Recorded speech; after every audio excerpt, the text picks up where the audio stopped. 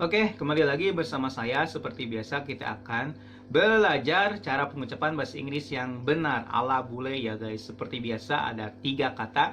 Kita akan belajar sama-sama gimana sih cara pengucapan yang benarnya.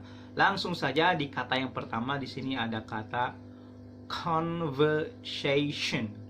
Conversation. Conversation.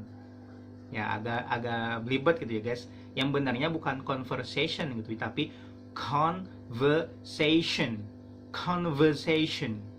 Conversation. Conversation. Nah, v-nya ya, gini dibacanya v. Nah, si gigi atas menyentuh bibir yang bawah guys. V. Nah, v-nya, pengucapan v-nya, si gigi atas menyentuh bibir yang bawah. V. Conversation. Conversation. Conversation. Nah, shen-nya itu bukan sen tapi shen. Shen. Jadi bukan sen tapi shen. Conversation. Conversation. Conversation. Ya, say-nya say biasa, say. Tapi sen-nya shen. Station. Conversation. Conversation. Con. Nah, con-nya bukan con tapi con. Seolah-olah ada huruf H di depan huruf K ya. Conversation. Oke, jangan conversation lagi tapi conversation. Conversation.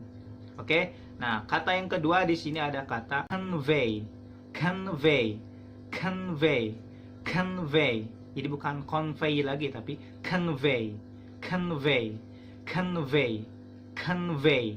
Nah, V-nya gigi atas menyentuh bibir yang bawah. Convey. Jadi bukan konpi lagi ya guys, tapi convey. Nah, kata yang ketiga di sini ada kata conneal. Nah, K-nya di depan K-nya ada huruf H ya. Conneal. Jadi bukan kornea lagi ya, tapi conneal. Conversation. Convey.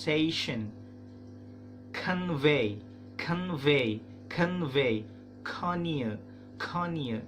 Oke, jangan salah lagi dan biasakan cara pengucapannya seperti yang barusan.